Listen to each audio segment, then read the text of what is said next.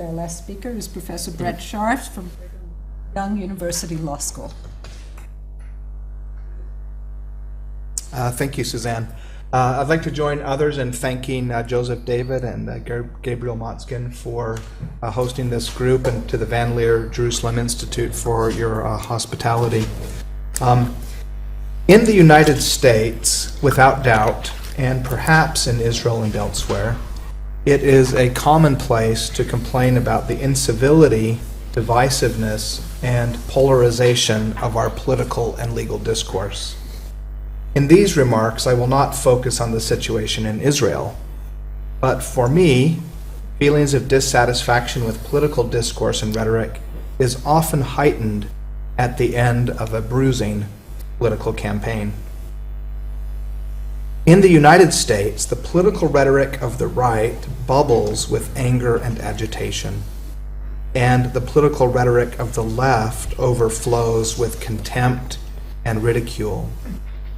This is in no doubt due in part to the internet and its culture of outrage, which reminds us that when we speak of the public square, we are really talking about public squares. Fortunately, today we meet in a type of public square that is unusually calm and reflective, and where we can address a topic as fraught and controversial as public discourse without devolving into the unfortunate and unseemly aspects of it. Particularly polarizing are debates about the place of religion in public life and the legitimacy of religious reasons as a basis of public policy and legislation. We live in an interesting political milieu, one that is sometimes described as post-secular, in which religion seems assertive and, if not ascendant, at least stubborn in resisting secularism's predictions of its imminent demise. Nevertheless, the place of religion in public life is highly charged and deeply contested. The ground rules for participating in public life seem to be undergoing a remarkable sea change. Today, I would like to step back and reflect upon 4 models of public discourse, to describe them in a way that I hope will be accurate and charitable, and to explore what we can learn from each of these ideals of civil engagement. Each of these ideals is just that, an ideal with powerful attractive force. I will criticize and take sides, but I hope to find kernels of value and truth in each of these concepts. 2 of these ideas, public reason and ecumenical dialogue, are quite familiar.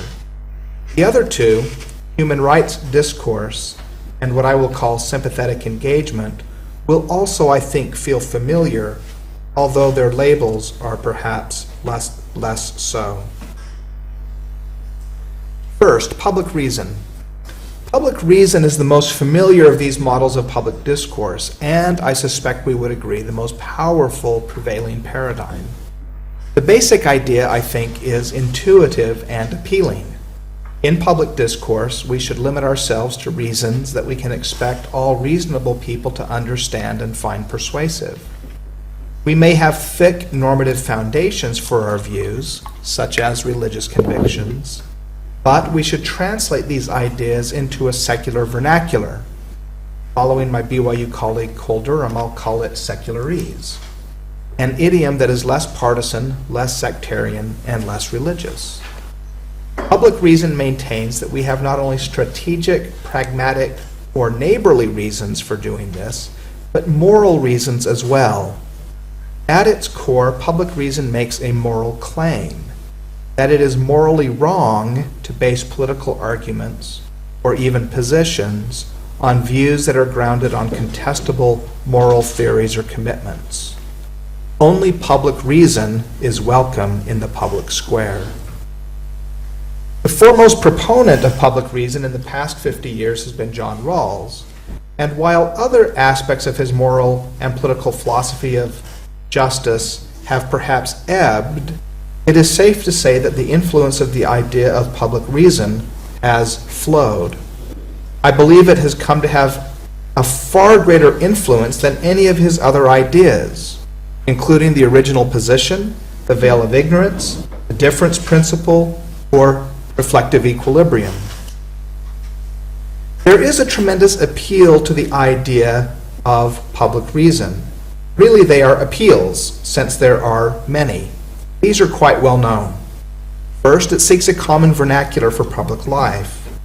As we all understand, having a common language is a prerequisite of successful communication, at least when we want to get beyond gestures and shrugs. Further, public reason exhibits a kind of respect for others, expecting them to be bound only by reasons that they can be reasonably obliged to accept as legitimate. It represents one way of achieving what Rawls helpfully describes as an overlapping consensus on divisive political and legal issues. There are, of course, a number of limitations or criticisms that have been leveled at public reason. I will sketch a number very quickly. One is its insistence on claiming the status of a moral principle rather than a pragmatic rule of thumb.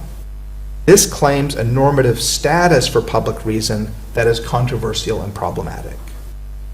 A second is that it is criticized for overburdening reason, rationality, and the prospect that reasonable people will reach agreement.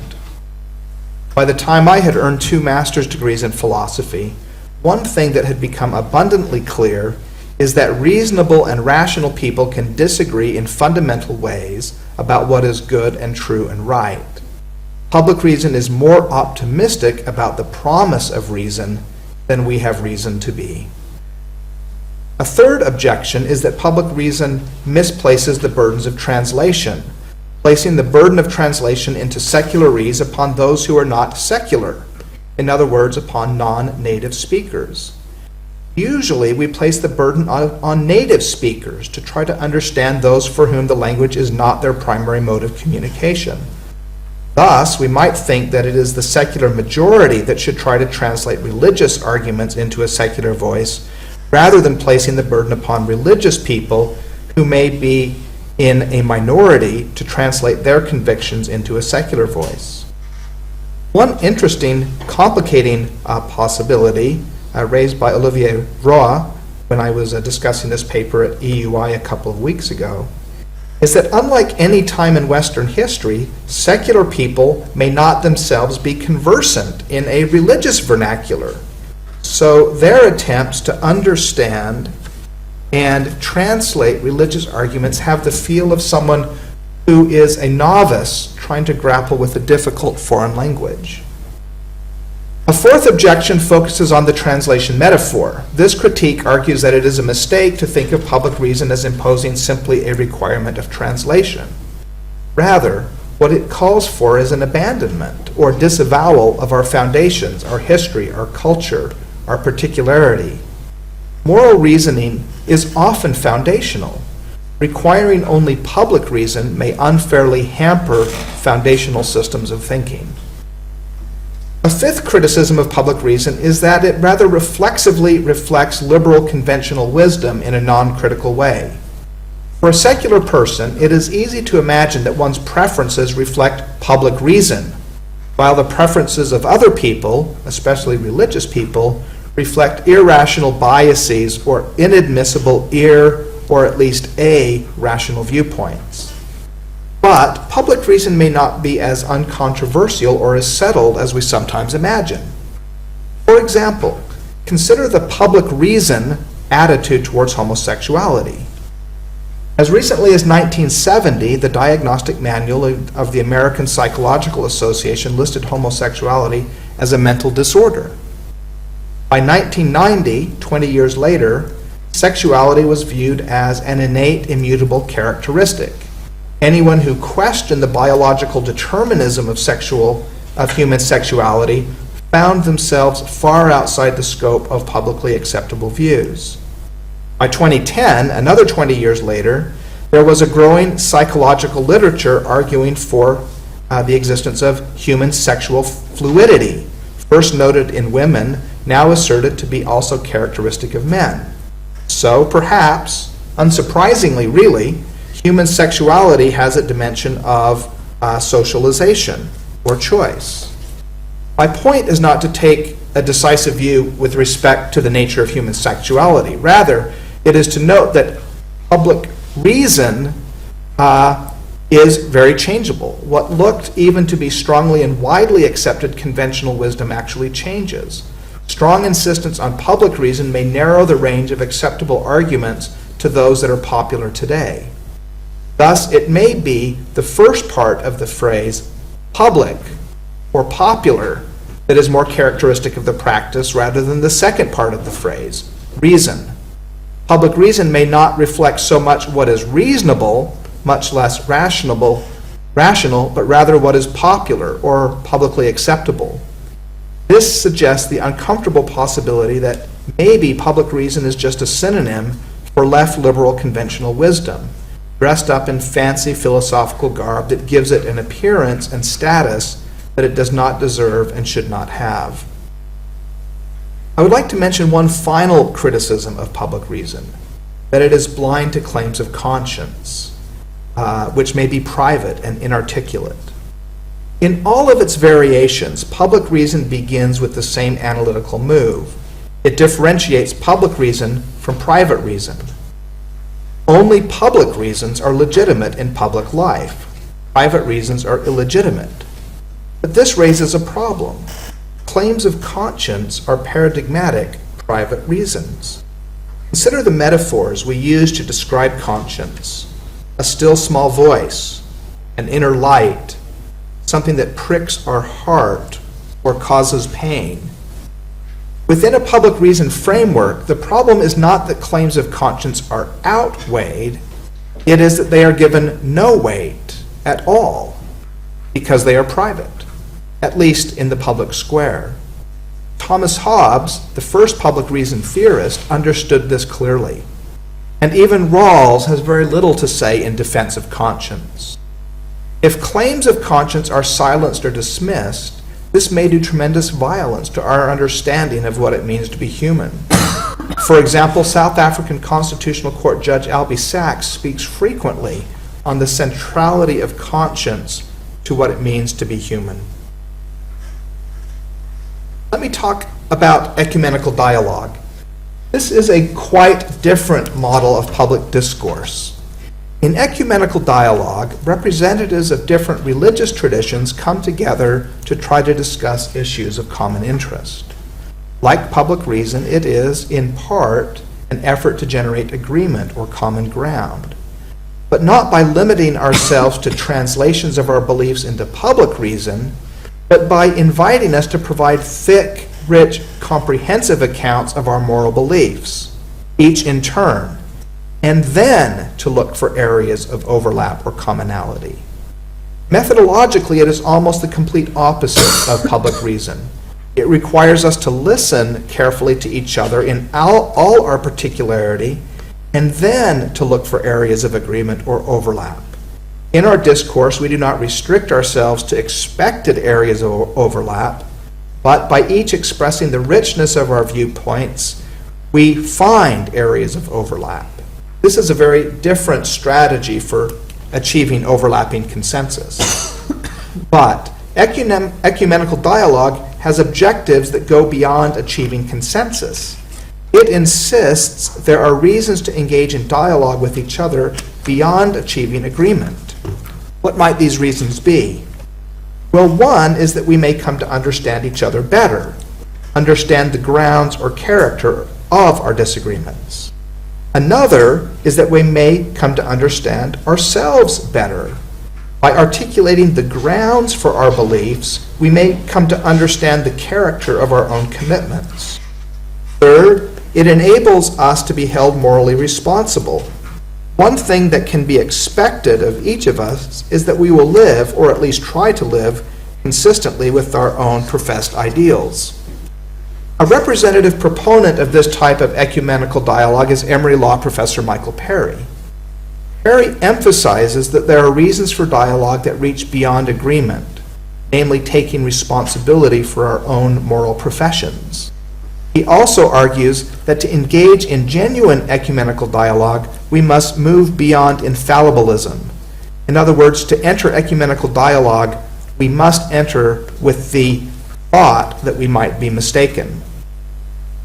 Ecumenical dialogue, I think, has its own powerful appeal. It suggests a very different way of achieving agreement in public life, but it also recognizes purposes of dialogue other than generating agreement, compromise, or modus vivendi. These include each of us taking responsibility for our own commitments. For example, if I defend human dignity on the grounds that we are all created in the image of God, but then I advocate torture, you can rightly expect me to explain the apparent contradiction in my views. Ecumenical dialogue, of course, has limits and is subject to powerful criticisms. First, it can become formulaic or insincere.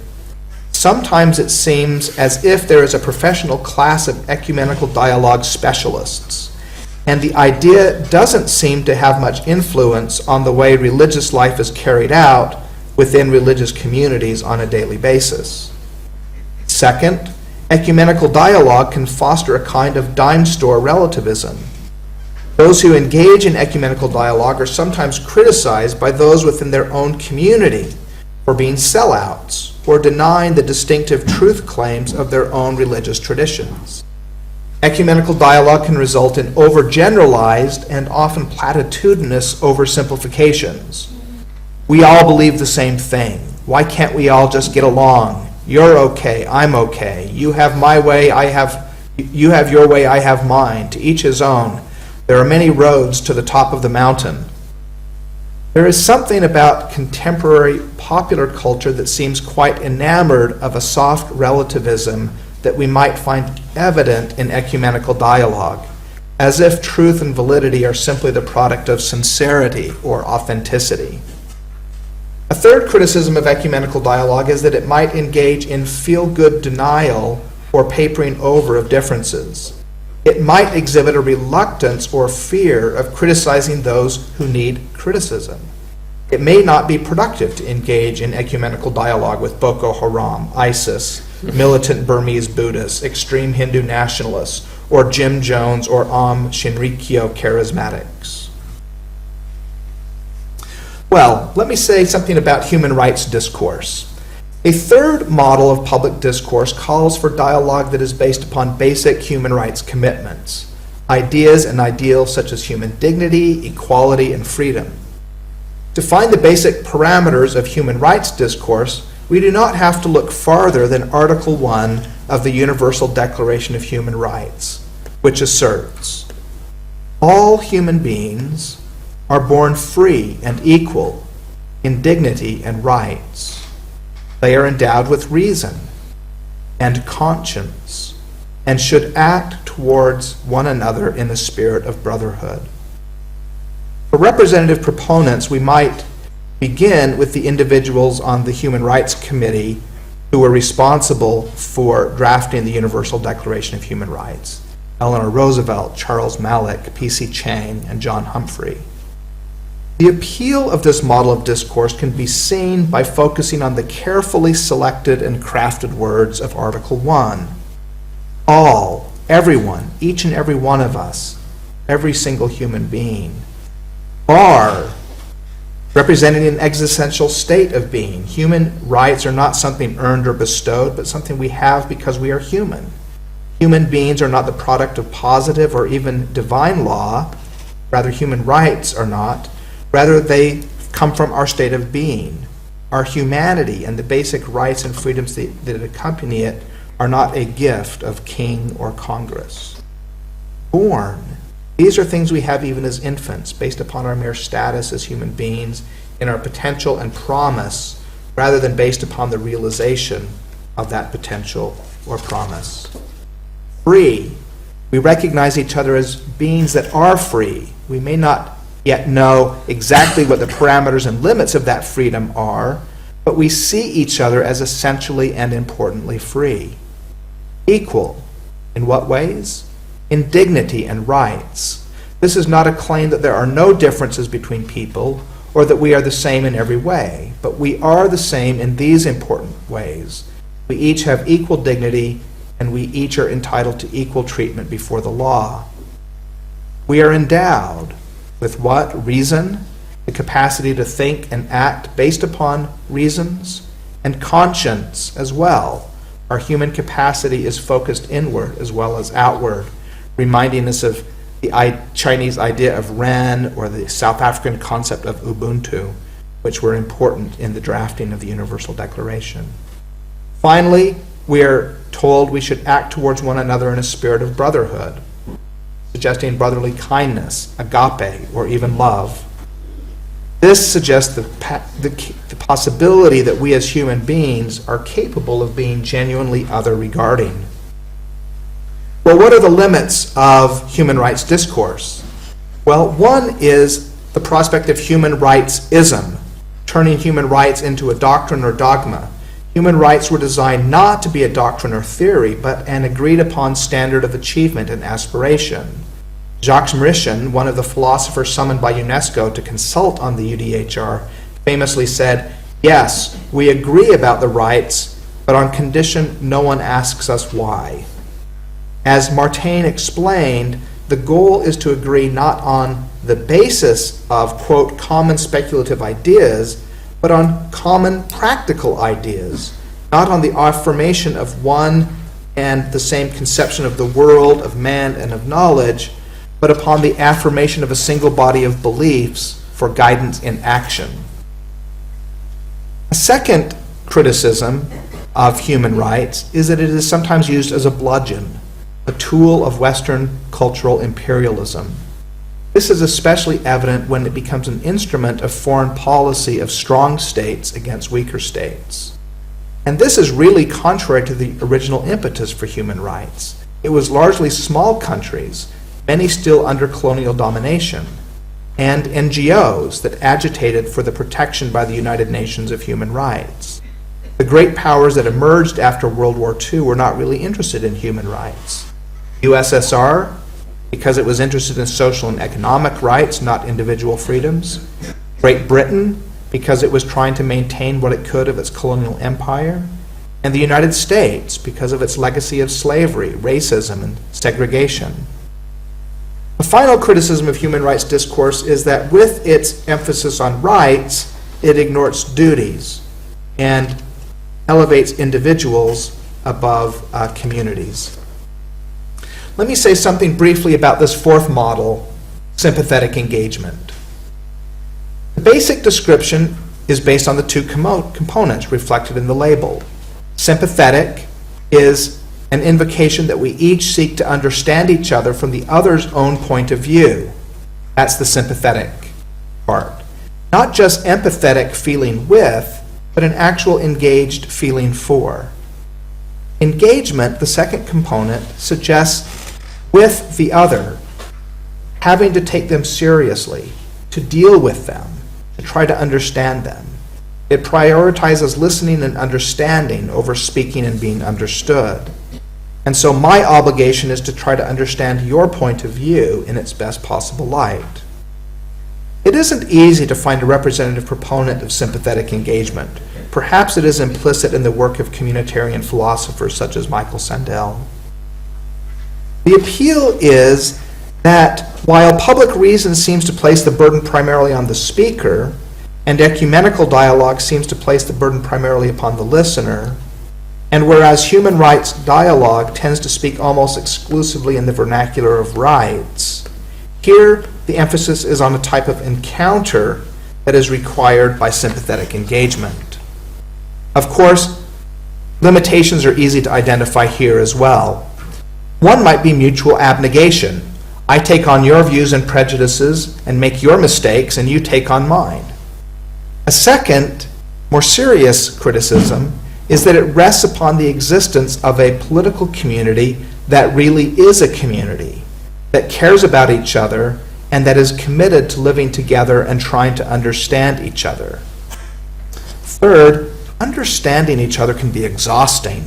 It's hard work, and sometimes more than we want to do, to really truly understand those who are quite different from ourselves. Maybe we are happy enough to be tolerated and left alone. We don't necessarily need to demand respect and understanding. Forbearance may be enough. We can imagine some insular traditional religious communities that don't want to be drawn into mutual understanding. They might say, just leave me alone to live my life, either alone or in community with a few like-minded people. Well, which of these is best? I hope you're waiting, perhaps somewhat impatiently, for my answer to the question. I would tell you, but I see my time is up. I'm just kidding. I do confess I have my druthers, and I suspect they're evident. But I also hope that you see and feel some of the deep power and appeal of each of these ideals that I see and feel. Each, I suspect, is a partial truth. Perhaps more important than identifying which of these ideals is best is to engage in some personal reflection of how our ways of talking and arguing measure up against each of these ideals. Do I try to express myself in ways that others can be expected to understand, take seriously, and find persuasive, as public reason suggests? Do I try to seek understanding and common ground without discounting the possibility that we may have deep disagreements, as ecumenical dialogue advises? Do I strive to treat others with a spirit of brotherhood, to employ rent, exhibit Ubuntu, as human rights discourse recommends? Am I willing to engage honestly and sympathetically with others in accordance with an attitude of sympathetic engagement? In the end, no one ideal may provide the answer. To expect one of these to do that might be to make the mistake of conceptual overload, expecting too much of any one concept or idea. This happens when we turn a good idea into an ideology, proclivity into a dogma. So how do we mediate between these and perhaps other competing conceptions of public discourse? I'm not sure, but I will make 3 modest suggestions. First, I propose that we take a page from Aristotle, begin by examining our practices and reflecting critically upon them. How do I engage in discourse? Second, we may take a further page from Carl Llewellyn, who emphasized the importance of good judgment, what he called situation sense, in knowing how to respond to particular situations. We may need to think more in terms of public discourses and public squares, in the plural rather than the singular, and think about what each type of discourse is called for in various types of situation.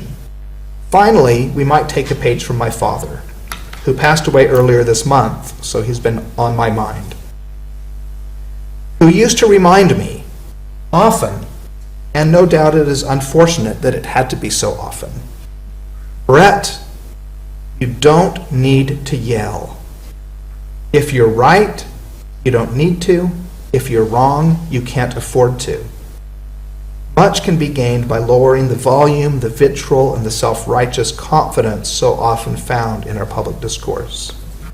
So in conclusion, as human beings, I believe we are deeply attracted to something better than partisanship and divisiveness, something deeper than an win-at-all-cost view of reason and rhetoric as simply instrumental. My plea is that we, each of us, think hard about the ways we speak and listen to each other in the public square. Thank you.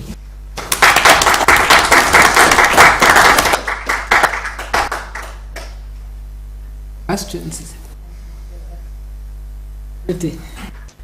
I actually keep trying to do this all the time, to rise one floor up, look at all the players and say, yes, this is great.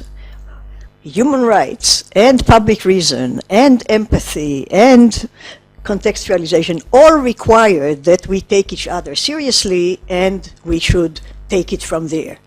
But unfortunately, many of these first order claims claim exclusivity. They, in and of themselves, think that they have some superiority of moral, epistemic, or whatever qualification that suggests that they should be the ones that call the rules of the game. So public reason is really also a second order approach to how political discourse should be conducted. And what you're trying to do is, in a way, like a Catholic meeting a Protestant or a Reformed Jew, when they are willing to do, yes, let's live together, everything is fine, you have your truth, I have my truth, and then he comes to say, no, don't play around with truth so quickly. Truth is one. So I think that in terms of politics and sociology and history and culture, the inclusive idea is very important. But I think you have to say a bit more in order to say something to the claims of not all of them, because some of them are inclusive themselves, but at least some of them are trying to be regulative themselves, and I think particularly about public reason and human rights, which are discourses that on the one hand are inviting, but on the other hand are also excluding quite seriously. So I'm curious to hear what you have to say to that.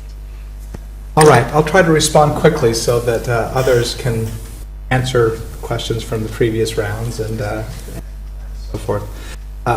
I think you make a great point, Ruth, and I think that the way you've articulated it is something I should add to my description of what I'm trying to do, because I really am trying to encourage sort of an instinct or a habit of second-order reflection on what we do in these first-order styles of engagement.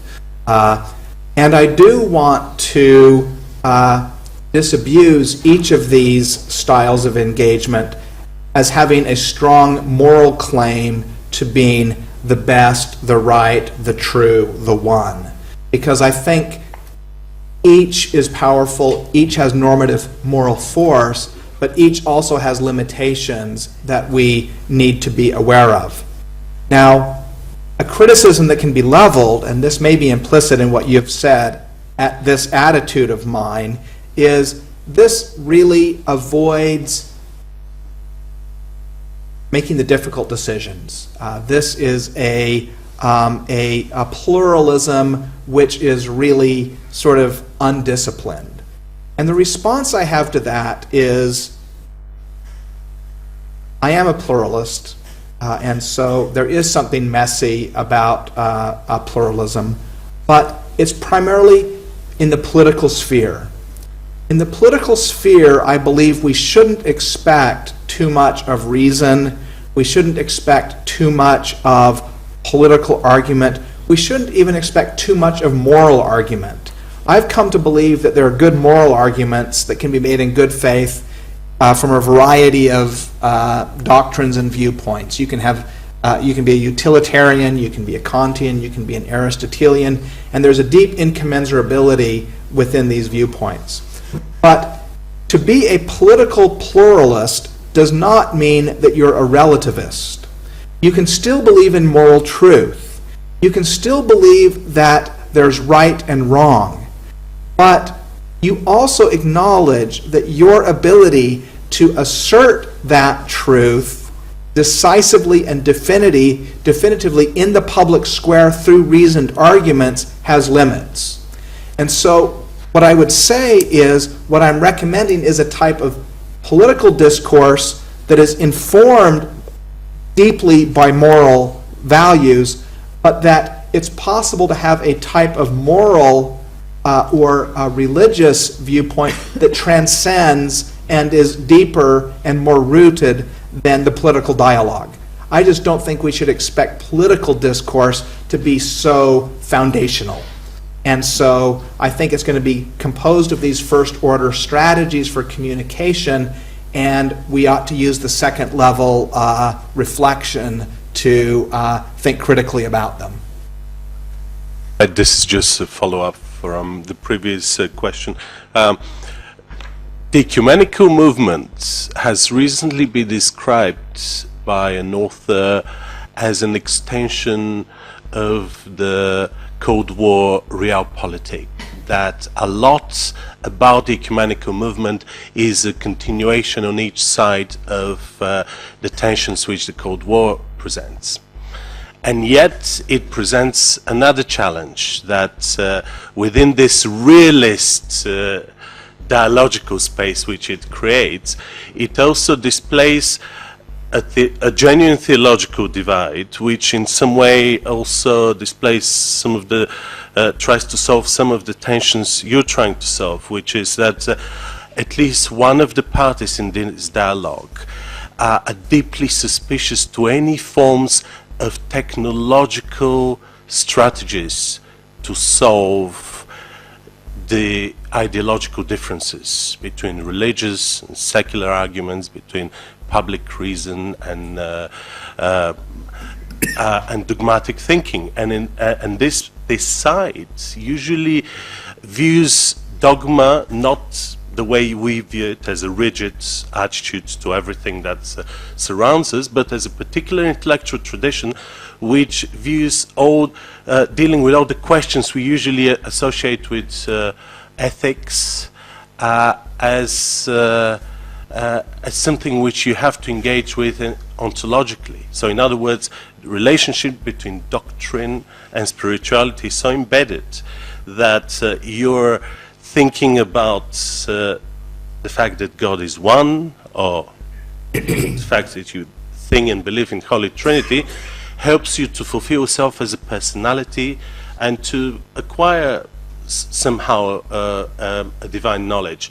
So any form of ethical systems or political systems or human rights systems or public international law systems would be viewed by such ontological intellectual tradition rooted in religious dogma with a deep suspicions, because they'll be seen always too utilitarian, too much of a quick fix. So any dialogical space which is put together simply because it could be very useful, like a Swiss Army knife, and it could help us fix things on the spot, would always be viewed with suspicion. So hence the question, are you looking into, when you propose these various ways of creating a dialogical space in your paper, are you trying to overcome this problem that a lot of the forms we use, they're actually inherently technological and inherently will be seen as quite limiting in their purpose? All right, excellent question. I doubt I'll be able to do it justice. I am describing a variety of types of strategies for living together, rather than methods that are going to be useful for achieving definitive answers to life's most deep and meaningful questions. And so to do that, we may turn to moral philosophy, we may turn to theology, we may turn to revelation, but I don't think any of these strategies are going to get us to the truth about the deepest ontological existential questions. They really are strategies for living together. And I think ecumenical dialogue is best when its ambitions are modest, when it really seeks to overcome and transcend the differences that we have in our religious traditions, for example. I think it really does run the risk of generating hostility by those who take their religious tradition seriously, or relativism on the part of those who might not, or do so perhaps in a different way. And ecumenical dialogue is going to be unattractive to some people who have really strong moral, religious worldviews, because they want to talk about truth, and they want to talk about these deep foundational questions. And what I'm really describing is ways of trying to live together in a plural world. Obviously, it's very easy to agree with your Catholic approach. The only question is, analytically, if your interest is in forms of living together, but living together in different contexts. Obviously, public reason refers to living together as equal citizens in a democratic state. Ecumenical dialogue, living together in a global structure of religious pluralism. that we simply have to get along as fundamentally different religious beliefs. Human rights discourse is a form of living together, how to fight injustice and discrimination and authority. So simply and sympathetic engagement is simply how to live together as human beings, between sexes, between generations, between all kinds of people. So we are simply talking not of 4 forms of public discourse in the public sphere, but 4 different types of human communication, indeed, to live together, but in very different countries. Some of them are political, some of them are, we are talking of the global public sphere of civil society, which is very different from a public sphere within a democratic state. So again, I think that all of them have elements of dialogic communication, of interactive engagement, but the context in which they are appropriate, I would argue, is very different. I'll just follow up, if I may. I'll take the... because I think that here in what Professor Casanova said is a hint of something that follows through on my theme about fissures that are evident in these papers in underlying assumptions of liberalism. The one I picked for this is the divided self, because liberalism is really, in some core way, based on the notion of the possibility of the divided self, the citizen as opposed to the person. Right? And what you are really, I think, performing in some way is that this is a very troubled distinction that we may not be able to grasp in quite the same way. All right, Jose, thank you for your question. I think I agree with you almost. I think that what I am describing is a Catholic approach with a small c, and I am trying to talk about ways of living together in different contexts. What I would resist is your strong allocation of each of these styles of communication to different spheres of life. I think, for example, that public reason is largely about treatment of each other as equal citizens, but it plays itself out in broad realms of politics, social living, and legal relationships that make it quite broad in the scope of the claims that it places upon us. Similarly, I don't think ecumenical dialogue is simply about religious groups living together in a world of pluralism. I think it would be good if the instincts of ecumenical dialogue moved beyond those forms of professional discourse which I was criticizing. And so what I would want to say is that the style of reasoning exhibited in ecumenical dialogue is something that could be usefully engaged by equal citizens in the world of politics. Human rights discourse, I think, is about fighting justice and discrimination, but I think it's not just a legal discourse. I think it's also a political and a moral discourse. So I guess what I'm saying is I think there's a lot more overlap between the contexts in which these various types of discourse might be warranted than your question suggested to me. Suzanne, I think you're right. I mean, I think that there are deep fissures, and we do find ourselves divided in the modern world in which we live, with multiple citizenships, multiple forms of commitment, multiple communities to which we belong.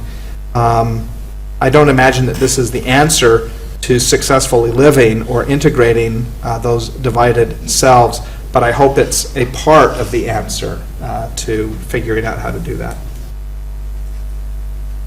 No, I didn't have any further question. There is only one thing I want to add that I still think and perceive. I mean, I've been mainly working the last months, years on the US, and I also work on comparative comparison with Europe, and still think that as far as religion in public sphere is concerned, Europe is still the exception in a world where, I mean, religion is talked and debated. And I mean, sometimes you see from the case law of the court a different epistemological understanding of religion, such as in the court coming from the Court of Justice of the European Union, but many national courts and also the European Court of Human Rights still perceive religion as something which is private. And to a certain extent, I mean, this was very much theorized and analyzed by Ran Hirschel in several publications on his approach to the role of the judiciary and the hegemonic factor and so on. He previously wrote on Israel exactly on the same topic. So I think that framework, with some caveat, would quite accurately describe the situation and the divide between public and private and religion and the role of the judiciary in Europe. I would only conclude by saying thank you for the questions and comments and criticisms. This is an early stage work in progress. And there was a lot that I heard that will help me as I try to further develop this and think about it. And if anyone has further comments, suggestions, or criticisms, I'd be happy to send you the paper and would welcome them. Thank you all.